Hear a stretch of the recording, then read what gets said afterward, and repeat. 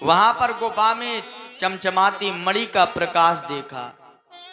भगवान ने देखा कि एक कन्या उस मणि के साथ में खेल रही। भगवान ने कहा ये मणि हमें दे दो। तो जामवंत जी की जो कन्या थी रोने लगी। जैसे ही जामवंत जी महाराज ने सुना कि मेरी बेटी रो रही थी, जामवंत जी को क्रोध आया कि अरे घर में कौन घुस आया।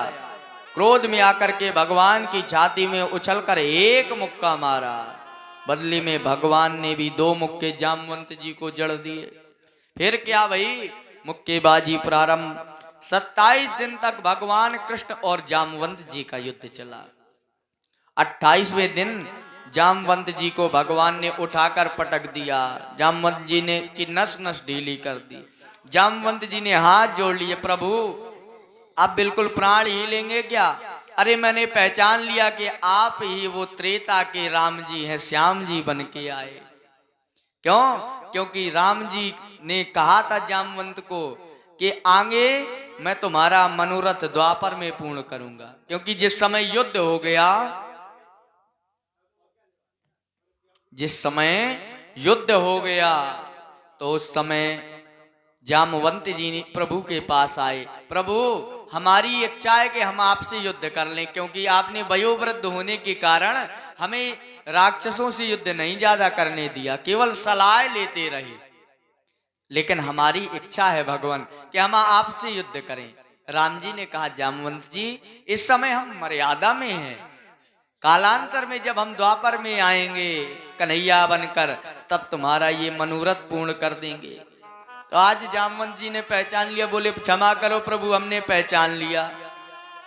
भगवान ने कहा देखो हमें आपको क्षमा कर दिया, लेकिन ये जो मणि है ये मणि हमें दे दो। जामवंत जी ने हाथ जोड़े, प्रभु ये मणि तो मैं बेटी को दान में दे चुका हूं, और हमारी सनातन संस्कृति कहती है कि जो वस्तु कन्या को दान में दे दी जाती है वह वस्तु फिर कभी वापस नहीं ली जाती।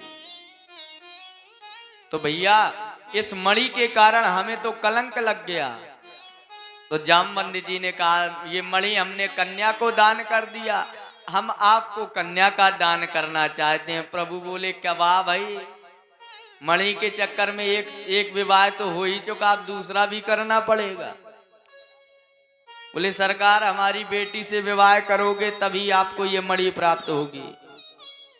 जामवंत जी ने मणि दे करके बेटी को विदा किया।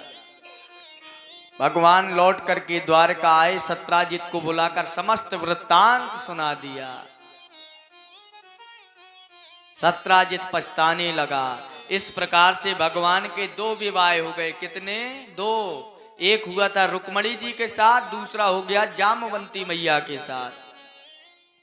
सत्राजित को जैसे ही मणि दी तो वही जो नगर के वासी थे, प्रजावासी, जो कह रहे थे भगवान कृष्ण चोर हैं, हवा बदल गई उनकी। अरे बोले हमें पता था कि ये सत्राजित झूठा इल्जाम प्रभु पे लगा रहा है, क्योंकि जो जनता होती है ना, जनता के विचार बदलते समय नहीं लगता कि किस तरह हवा चल जाए, कब वाह वाह करने लग जाए और कब निंदा करने लग जाए।